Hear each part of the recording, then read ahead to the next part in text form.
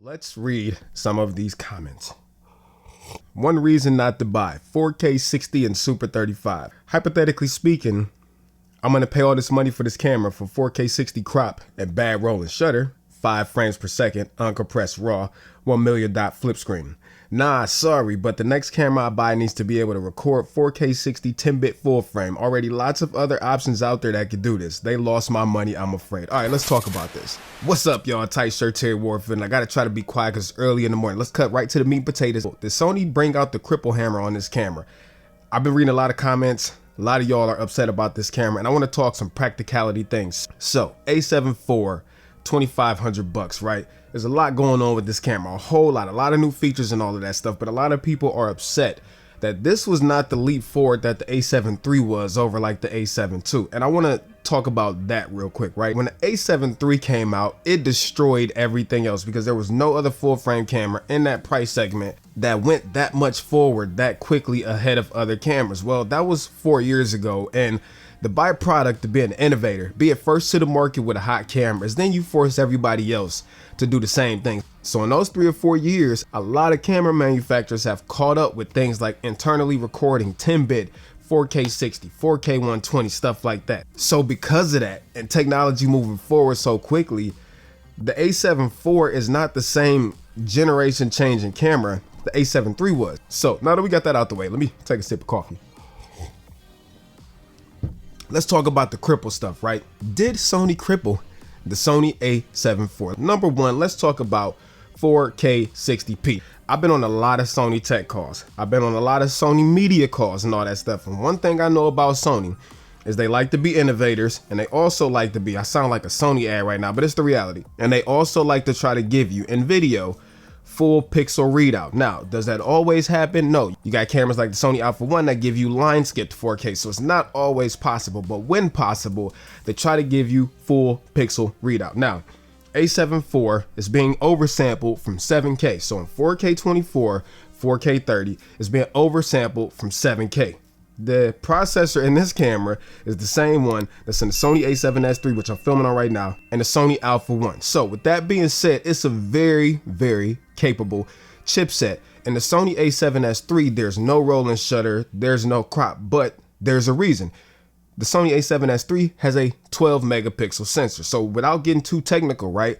If the Sony A7S III is only outputting 4K and it's only coming off of a 12 megapixel sensor, you only need about 8 megapixels for 4K. So there's not a whole lot of oversampling going on. Oversampling is very, very processor intensive. And y'all got to remember, you got to couple that with the tracking, the autofocus, all of that stuff is still going on. So with the camera oversampling from 7K, giving you a 4K image, the processor is not fast enough to handle all of that stuff going at the same time, in addition to oversampling, which is where we get roll and shutter. Roll and shutter basically happens, and again, this is a high level nutshell, when the processor can't keep up with the data coming off the sensor. So that's why you see roll and shutter in the A7 IV, because this is a typical backlit CMOS. It doesn't have its own like memory architecture and all that stuff that stack sensors have. Is a typical CMOS sensor. So that is the reason why when you see cameras like the A7S III that have 12 megapixels, they don't have crops, they don't have roll and shutter. They could give us up to 4K 120 frames per second because there's no oversampling going on,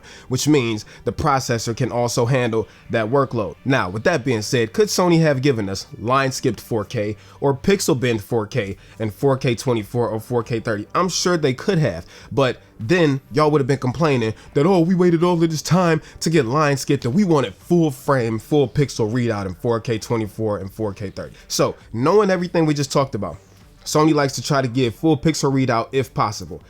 4K 24 and 4K 30 being oversampled from 7K on the A7 IV, the processor can keep up, but not keep up fast enough to where it can eliminate roll and shutter. Well, if I'm Sony and I know that this processor already can't give me the best roll and shutter performance and I want to go 4K 60, how can I do that with 4K 60 being twice the data transfer of 4K 30 without having problems? So let's play devil's advocate. 4K 60 Sony gave us with full frame, right? But they had the pixel bend or line skipped. Y'all would have a problem. Y'all would complain, y'all would do this, y'all would do that, because, oh, we wanted full frame 4K 60. And while, listen, I would love to have full frame 4K 60 full pixel readout and everything. I'm also a realist. Some of y'all are expecting Sony to give us the Sony Alpha 1, a $6,500 camera, basically in the new A7 IV. You're tripping. So let's go back to 4K 60. If I'm Sony and I can't give people what they want, I can't give them full frame 4K 60 pixel by pixel readout, what's the next best option? Either I can pixel bend it or I can line skip it. Sony don't like to do either one of those, which I already stated. So what's the next best option? We could go a crop 4K 60, which will give us full pixel readout, no line skipping, no pixel bending, 10-bit 422 still available, full autofocus still available, active stabilization still available. Only thing we got to do is give it a Super 35 crop. And on top of that, in Super 35 mode, because it's not as much data coming off the sensor, there's really no rolling shutter. So for me, would I have loved to have all of the options I have with the Sony A7S III? Yes, I would love to have all that stuff in A7 IV. However, we wanted a higher megapixel sensor in A7 IV, and that comes at a cost until we get processors that are able to do more. And unfortunately, I don't think that's gonna happen for the next couple of years. 4K 60 crop. Y'all act like your favorite movies have not been shot in Super 35. Stop it. Now the last thing, let's talk about 10 frames per second, right? Now Gerald Undone said something kind of funny on Twitter the other day. He said all the people complaining about 5 frames per second uncompressed RAW, 10 frames per second. If you can't get your shot in 10 frames per second, you probably weren't gonna get it anyways. And I mean, you know, you can take that how you want to. I think there is a place for people who do need faster than 10 frames per second, 5 frames per second uncompressed RAW. Some of y'all argue we had this years ago. Okay, whatever. Well, if you need a faster camera, they make faster cameras. So here's my thing. If Sony were to put all of the sauce from the A9 II and Alpha 1 into A7 IV, it would have cost $3,500, $4,000. Then y'all would have been complaining that way. That camera costs too much. Might as well do this. Might as well do that. Y'all are never happy just throwing it out there. No camera's perfect, but do I feel like Sony kind of like robbed the cradle with not putting higher frames per second burst in the Alpha 7 IV? I don't know. Because again, we got to remember, we are getting a whole lot of camera for $24.99. A lot of this stuff is kind of bleeding edge tech that no other camera has. Not even the A7S III, not even the Sony Alpha 1. A lot of tech is in this camera, yo.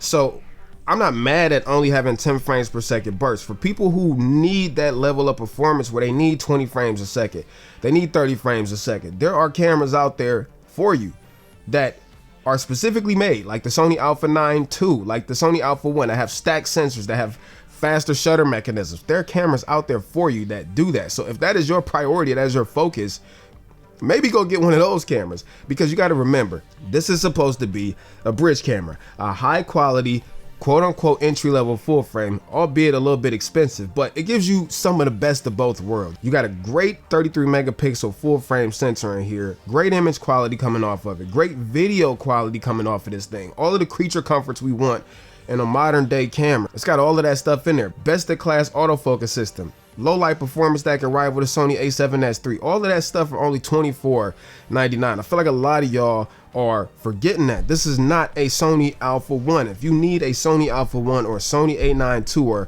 or cinema camera, then go buy those cameras. This is for people who want some of the best of both worlds at a fair price. And on that note, I think it delivers, and I think it delivers in a big freaking way. So to answer the question, do I feel like Sony crippled the Sony A7 IV? No, I don't. I think some of the choices like 4K 60 were done from, hey, we got to figure out a medium for cost versus performance. How do we keep costs down? How do we keep performance respectable to where people won't be mad? How do we give people all of this stuff without jacking the price up too much more for this camera, because we already bumped it up to $2,500 as a starting point from where the A7 III was. So, hey, drop your comments below. Let me know how you feel about the subject, what you think, if I'm wrong, if I'm right, whatever. These are my theories, so I'm more than happy to talk about it, discuss it. But if y'all come down in the comment section acting all crazy, I'm gonna get crazy right with you, all right? So, till next time, I'm out of here. Piece of chicken grease. Much love, Terry Warfield. Peace.